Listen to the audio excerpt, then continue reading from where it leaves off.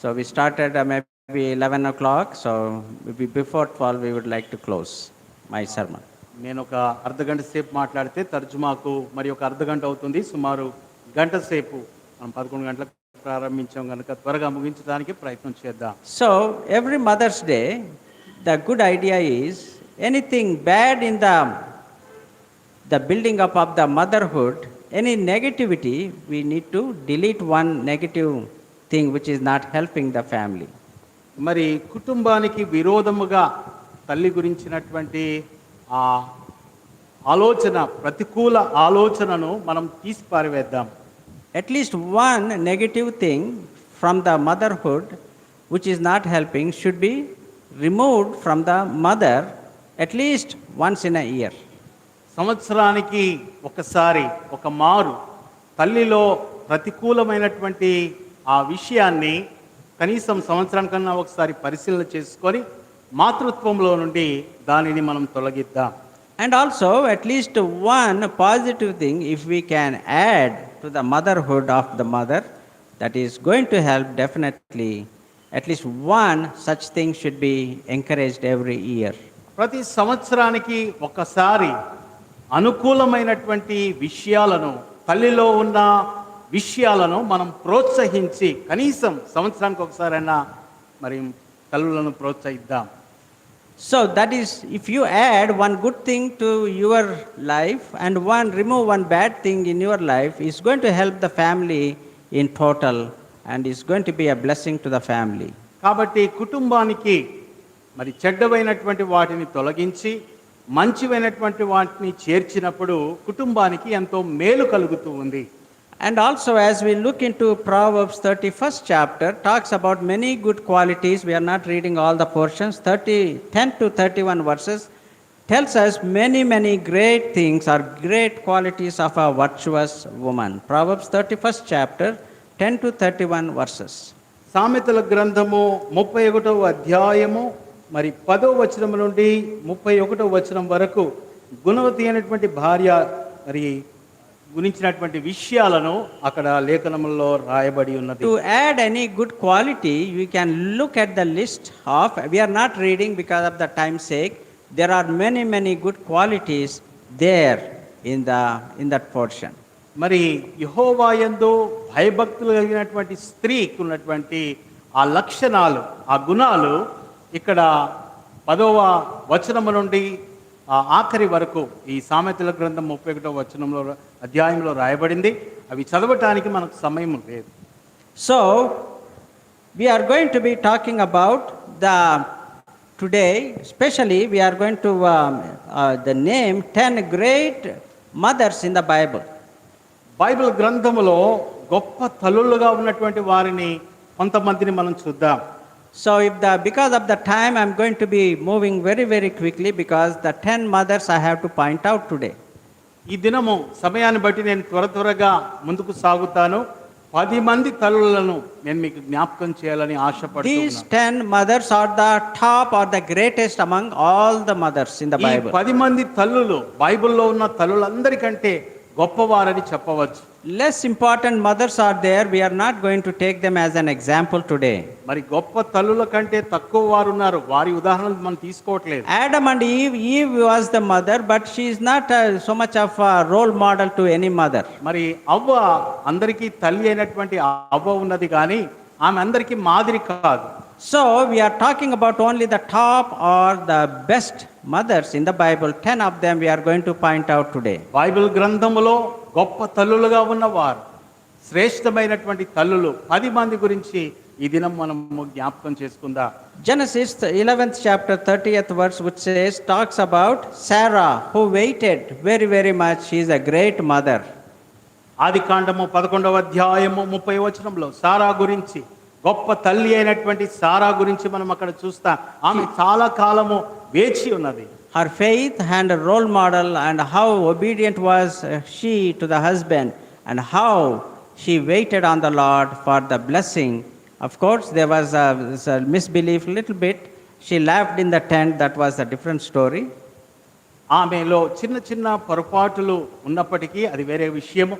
కానీ ఆమె గొప్ప విశ్వాసం, భర్త ఎడల ఆమె కనపరిచినటువంటి విధేయత, ఆమె తన దీవెన కొరకు ఎంతో కాలము దేవుని మీద ఆధారపడి వేచినటువంటి విషయాన్ని మనం జ్ఞాపకం చేసుకుందాం. She is counted to be the best mother in the Bible, one of the best mothers in the ఆమె Bible. బైబిల్ గ్రంథములో తల్లులలో అందరికంటే మరి శ్రేష్ఠురాలుగా మనం చూడవచ్చు.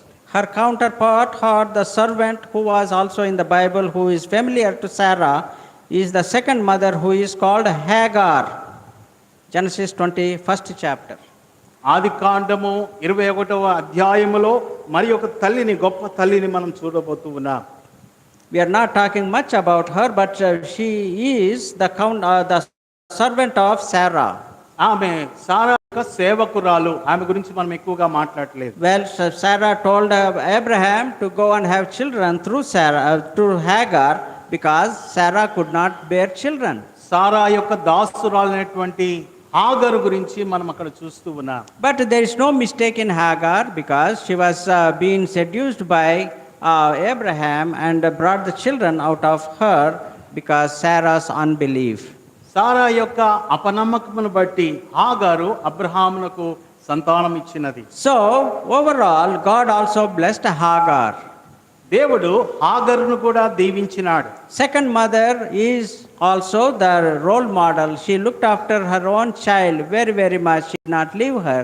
But when she was asked to go out of the house, she left also quietly. మరి హాగరు కూడా మనందరికీ మాదిరి అయి ఉంటున్నది. ఆమె ఇల్లు విడిచి వెళ్ళమన్నప్పుడు ఆమె నెమ్మదిగా ఇల్లు విడిచింది. కుమారుణ్ణి చక్కగా చూసుకున్నది. God also blessed Hagar and also Ishmael. మరి దేవుడు హాగరును, ఇస్మాయిల్ను కూడా దేవుడు దీవించినాడు. Thirdly, the third great mother in the Bible is Genesis 25th chapter, Rebekah, who also believed in God and also very, very obedient and role model in the Bible. Great mother. మూడవదిగా ఆది కాండము 25వ అధ్యాయంలో రెబెక్కాను గురించి మనం చూస్తాం. ఆమె కూడా మరి మాదిరికరమైనటువంటి తల్లిగా మనకు కనపడుతూ ఉంది. How much she respected the faith, how much she respected the husband, how much she was obedient and helpful to the entire family. ఆమె భర్తకు ఏ రీతిగా లోబడినది, విధేయత కనపరిచినది, కుటుంబాన్ని ఎంత చక్కగా చూసుకున్నదో ఆమె మనకందరికీ మాదిరి. Even when we know that in the beginning stages, before she was selected to be the wife, then how hard she worked and how loving she was, how caring she was, and industrious and strong woman.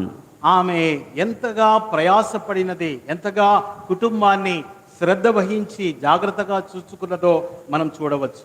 The fourth mothers, two of them, Rachel and Leah, Genesis 30th chapter. ఆది కాండము 30 అధ్యాయంలో రాహేలు, లేయా గురించి మనం చూస్తూ ఉన్నాం. Well, they were fine examples. They had to share the husband and all that thing. We know the story, whole thing very much. మనకందరికీ తెలుసు ఏ రీతిగా ఇరువురు కూడా భర్తను ప్రేమించారో మనకందరికీ తెలిసినటువంటి విషయమే. Those two are great mothers, and through them many, many great things have happened, and they are the great role models in the Bible. Bible గ్రంథంలో వారిద్దరు కూడా గొప్ప తల్లులుగా వారు మనకు మాదిరిగా కనపడుతూ ఉన్నారు.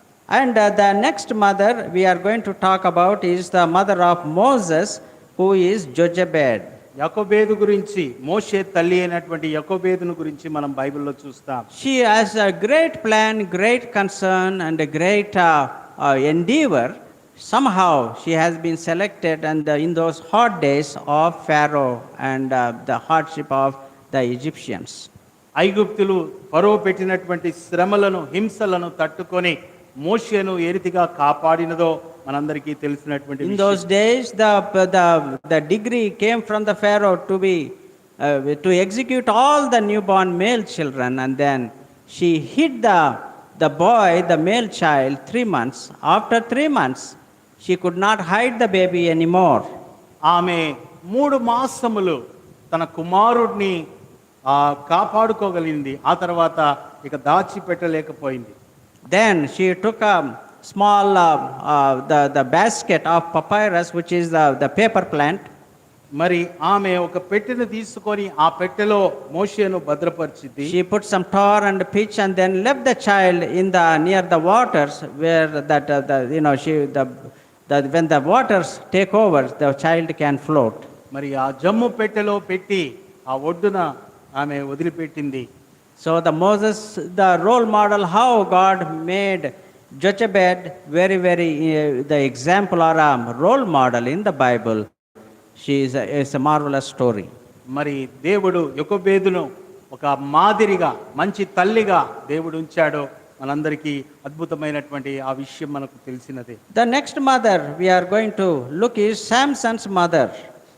మరి ఒక తల్లి మనం చూస్తాము, సంసోని యొక్క తల్లి.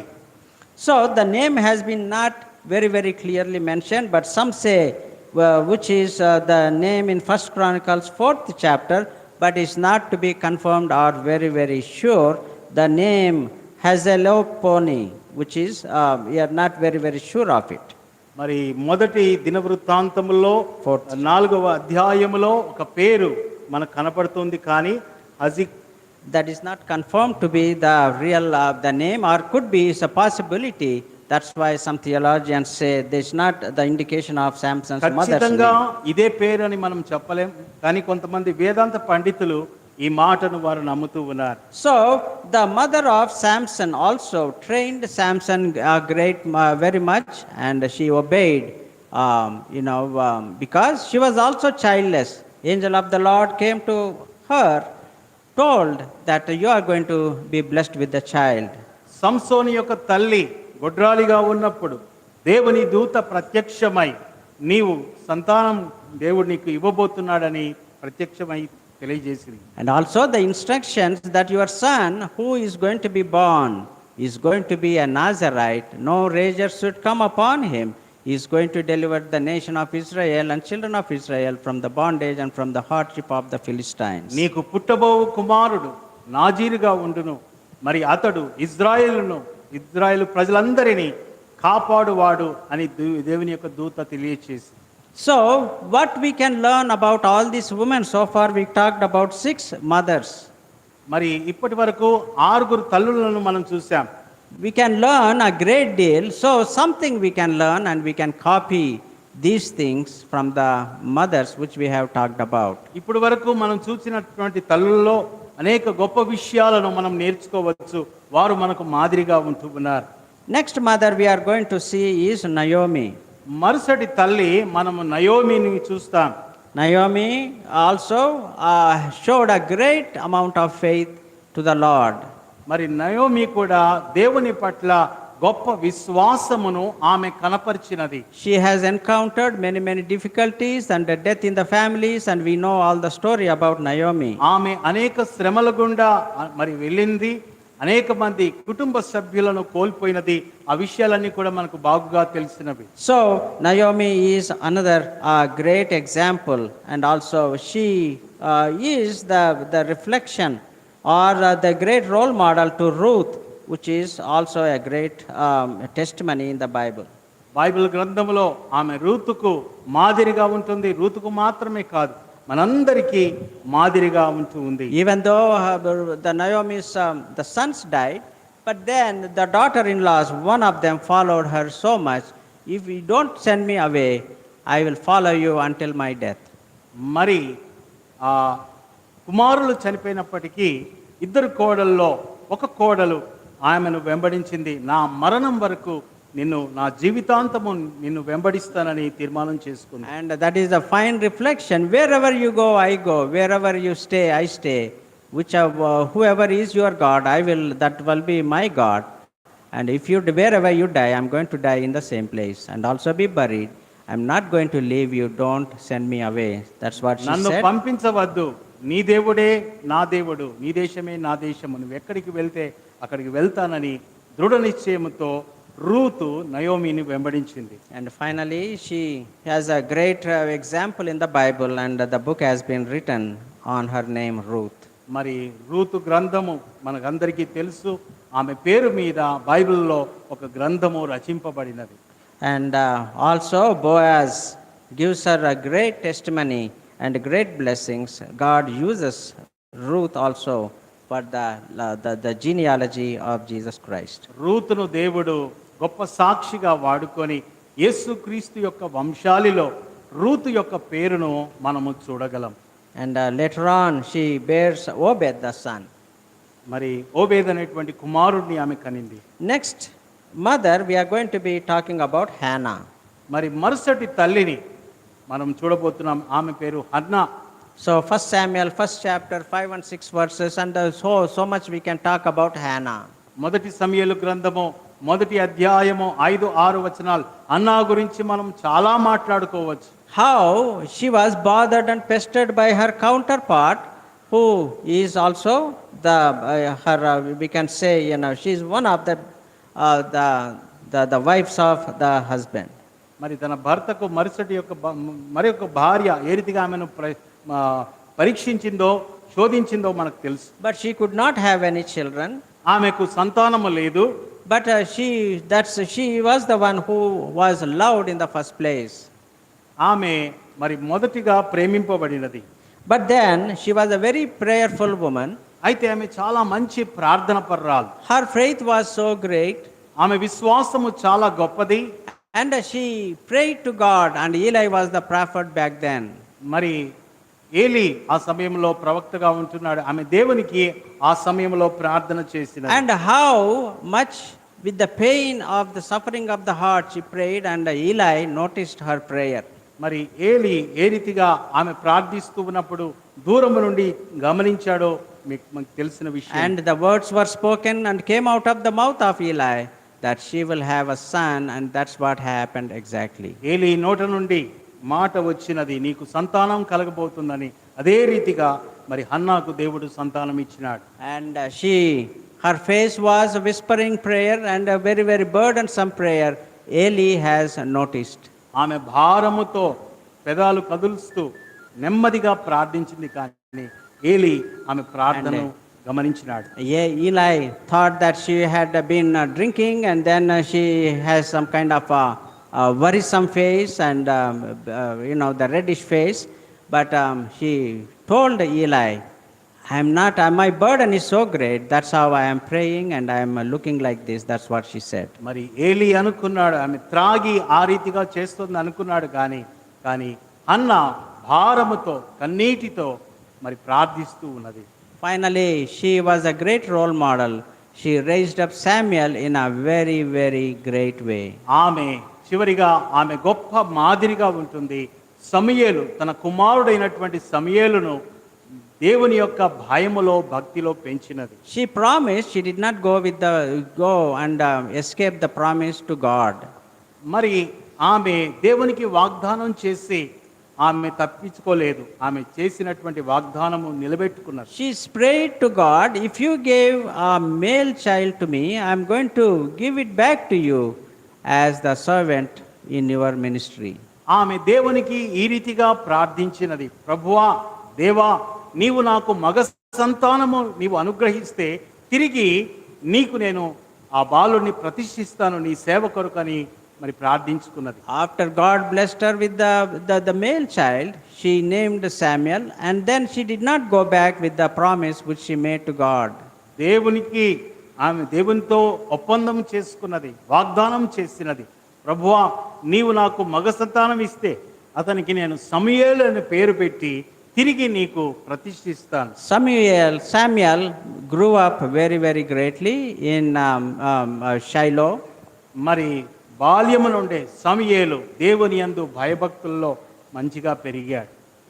He was in the campus of Shiloh. Shiloh is a old the church or a temple or the atmosphere where he was trained under the chief priests back then in the Old Testament. పాత నిబంధనలో షీలోలో ఆలయం ఉండింది. అక్కడ ప్రధాన యాజకుని సమక్షములో ఆయన దేవుని యందు భయభక్తుల్లో సమూయేలు పెరిగి ఉన్నాడు. When Samuel was of age, he was being given as a gift to the Shiloh to be used of the Lord, and then she did not regret anything. సమూయేలు పెరిగి వాడైనప్పుడు తిరిగి సమూయేలును దేవునికి అన్న మరి ప్రతిష్ఠించినది.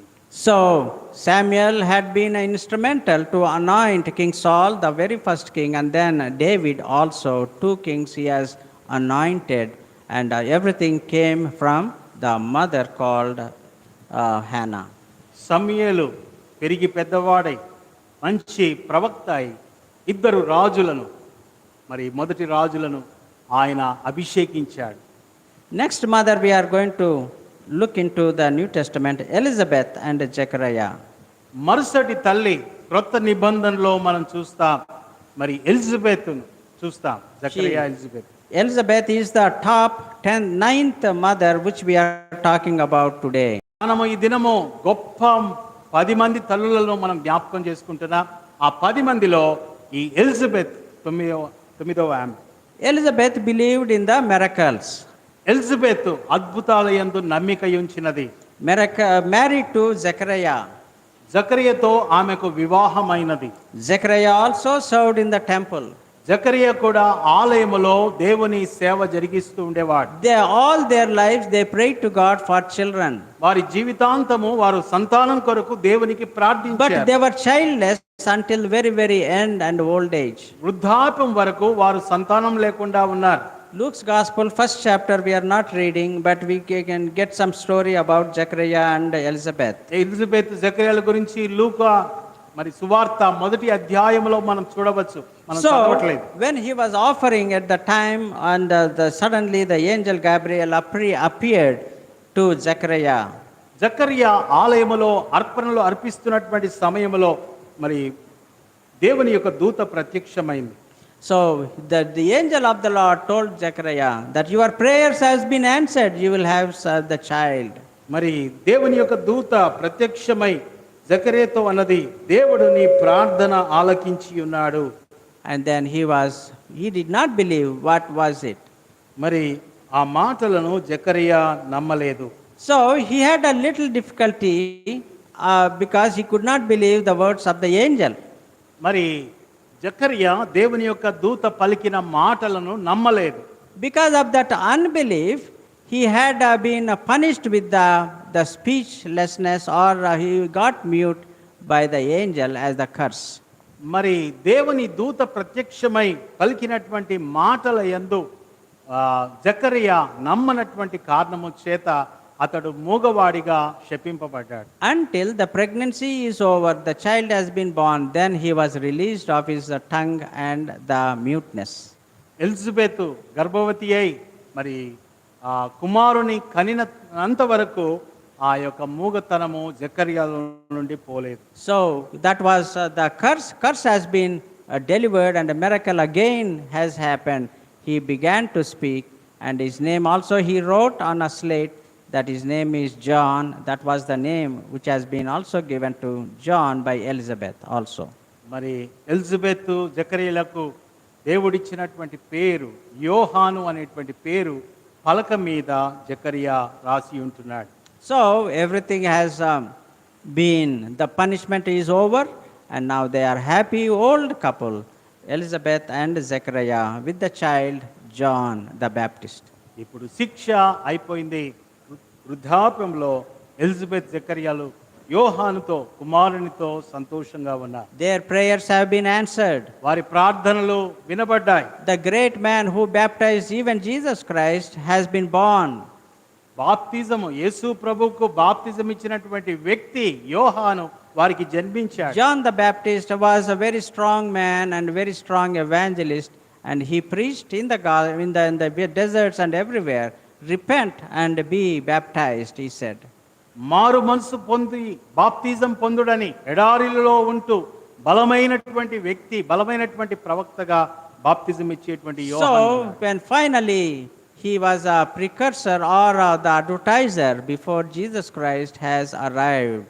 మరి యేసు ప్రభు కంటే ముందు మార్గము సిద్ధపరచడానికి బాప్తిజం ఇచ్చేటువంటి యోహానును దేవుడు వాడుకున్నాడు. And when the time came, Jesus had to go to river Jordan to be baptized, and John refused a little bit, or neglected, or became like a little bit taken back. మరి సమయం వచ్చినప్పుడు యేసుక్రీస్తు ప్రభువారు యోర్దాను నదికి వెళ్ళి బాప్తిజం ఇవ్వమని యోహానును అడిగినప్పుడు యోహాను మొదట వెనుకంజ వేశాడు. He said to Jesus Christ, I am not even worthy to untie your shoelaces. You are asking me.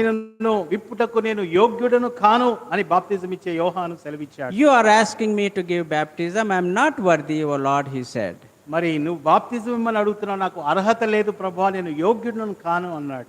But Jesus said, let it happen, don't worry about that. And as I am not, I want to be a role model, Jesus said, let it be taken place, or you baptized me. And he said, and that happened. అలాగున జరుగును గాక, నీవు మరి బాప్తిజం అని యేసు ప్రభువారు సెలవిచ్చారు. So the Elizabeth and Zechariah were great examples, and Elizabeth was a great mother also in the Bible. Elizabeth జకర్యాలు మంచి గొప్ప ఉదాహరణలుగా ఉంటూ ఉన్నారు. ఎలిజబెత్ మనందరికీ మాదిరి అయినటువంటి తల్లిగా కనపడుతూ ఉంది. And the next final mother we are going to talk about is Mary, the mother of Jesus Christ. చివరిగా 10 మంది తల్లులలో యేసు ప్రభు యొక్క తల్లి అయినటువంటి Mariya.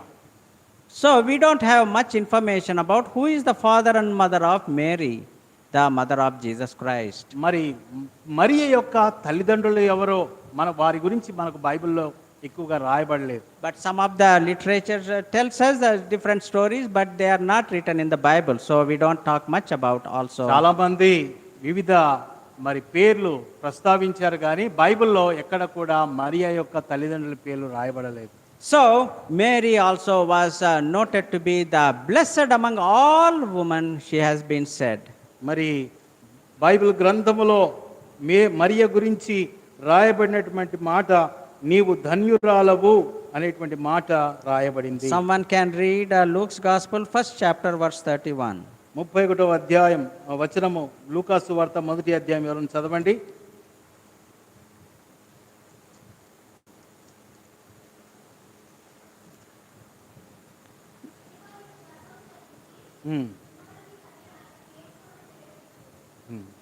So this is the whole story is there, and Jesus has been noticed, and Joseph has been engaged, and he was also established until Jesus Christ has been born. He did not, you know the whole story. During the Christmas time we talk about all these things. మరి Christmas సమయంలో మనము ఈ అంశాలను బాగుగా మనం ధ్యానిస్తాం. యోసేపు మరియలకు ప్రధానము మాత్రమే చేయబడినది. So Jesus Christ, until, because they are not supposed to be husband and wife, not really in the normal sense, but since the Holy Spirit has been given as the conceiver of the baby Jesus Christ, Mary had been a virgin until Jesus Christ had been born. యేసుక్రీస్తు ప్రభువారు జన్మించినంత వరకు మరియా కన్యకగా మాత్రమే ఉన్నది. పరిశుద్ధాత్మ వలన మాత్రమే మరియా యేసు ప్రభువుకు జన్మనిచ్చినది. How many? So now we have talked about 10 mothers in the Bible. These are the famous mothers, or the top mothers in the Bible. Bible గ్రంథం అంతటిలో ఈ 10 మంది తల్లులు గొప్ప తల్లులుగా ఉంటారు. ఒకసారి గట్టిగా హల్లెలూయా చెప్దామా? హల్లెలూయా. Hallelujah. So do we have any kind of a lesson from these mothers too, especially speaking to the mothers? ప్రత్యేకంగా నేను తల్లులతో మాట్లాడుతున్నాను. ఈ 10 మంది తల్లులలో మనము నేర్చుకోదగినటువంటి విషయాలు ఏమన్నా ఉన్నాయా? At least once in a year, at least we take up one good habit which they have to our own benefit. 10 మంది తల్లులలో ఉన్నటువంటి ఆ గొప్ప లక్షణాలలో కనీసం సంవత్సరానికి ఒకటన్నా మనము మరి నేర్చుకొని పాటిద్దాం. Whatever is not good and helping the family, can we forego, or can we put aside, can we forget at least one negative thing in our families? మన కుటుంబానికి మేలు కలగనటువంటి ప్రతికూల విషయాలు ఏమన్నా ఉన్నట్లయితే ఒక్కటి ఆ ప్రతికూలమైనటువంటి విషయాన్ని మనలో నుండి తీసివేద్దాం. To start a battery or a car, we need a negative and positive poles. మనము మరి మంచి జరగాలంటే అనుకూలమైనవి ఉంటాయి, ప్రతికూలమైనవి ఉంటాయి. We need a positive and negative, of course, but to get a fruit out of these things, we need both. మరి మంచి ఫలము మనం పొందాలనుకుంటే ప్రతికూలమైన విషయాలు ఉండాలి, అనుకూలమైన విషయాలు ఉండాలి. Well, what is the importance we are giving? We don't want to emphasize on the negative things mostly in our lives. మన జీవితంలో ప్రతికూల విషయాలను ఎక్కువగా మనము దృష్టి పెట్టనక్కర్లేదు. May God help all the mothers to at least take up one, every Mother's Day, at least take up one good thing in our life. మరి దేవుడు తల్లులకు సహాయం చేసి ఈ మాతృ దినోత్సవ దినమున ఒక్క విషయాన్ని, మంచి విషయాన్ని మనం తీసుకొని దాన్ని మనం అన్వయించుకొని పాటిద్దాం. I am sure no mother will agree, no, I don't have any bad thing in me. No one will agree to that. మరి నాలో ఏది ప్రతికూలం లేదు పాస్టర్ గారు అని ఎవ్వరు అనరు అనుకుంటారు. No one will agree that they have any bad thing or any negative thing in their life. వారి జీవితములో నాకు ప్రతికూలమైన విషయము లేదు అని ఏకీభవించని వారు ఉండరు అని నేను నమ్ముతున్నాను. Nonetheless, okay, now that you may not agree with me, but at least shall we take up one good thing every Mother's Day to benefit the family. నాలో ప్రతికూలమైనది లేదు అన్నవారు ఉండరు, కానీ అనుకూలమైనటువంటివి మంచివైనటువంటి వాటిని ఒక్కటి మనం తీసుకొని పాటిద్దాం. That is going to be a great blessing to the family, husband, children, and to the church, and to everyone, kith and kin, the network of all the families. మరి ఒక మంచి విషయాన్ని మనం తీసుకొని దాన్ని అన్వయించుకొని పాటించి మన కుటుంబానికి, మన సంతానానికి మనం మేలు చేద్దాం. Happy Mother's Day to all the mothers, and God bless you. తల్లులందరికీ మరొకసారి మాతృ దినోత్సవ శుభాకాంక్షలు. దేవుడు మిమ్మల్ని దీవించును గాక. May God bless the congregation here, BLM Baptist Church, and the administrators and the president, Brother Vinay Kumar and Sister Juliet, and also the shepherd pastor here, Pastor Vinay Kumar and his family. And God bless all of you as the congregation also. దేవుడు BLM Baptist సంఘాన్ని, సంఘ పెద్దలను, సంఘ president గారిని, Juliet Vinay Kumar గారిని, సంఘ కాపరిని అందరినీ దేవుడు దీవించి ఆయన మహిమార్థమై వాడుకొను గాక. God bless all. దేవుడు మిమ్మల్ని అందరినీ దీవించిన. గట్టిగా చప్పట్లు కొడుతూ ప్రభువుని మహిమపడదాం. ఈ మాతృ దినోత్సవ సందర్భంగా 10 మంది తల్లులు, స్త్రీలు కరెక్ట్గా ఒక 12 మంది 13 మంది ఉన్నారు. 13 మందికి 10 మంది తల్లులను జ్ఞాపకం చేశారు.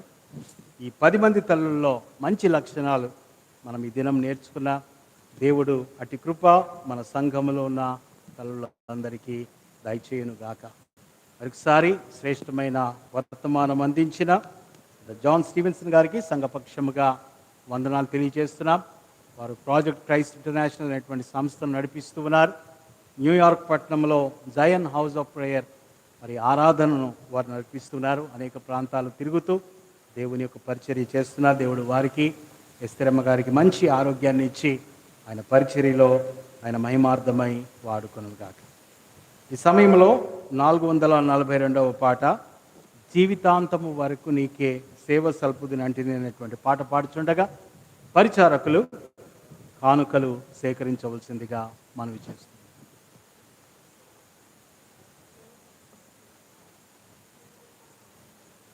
400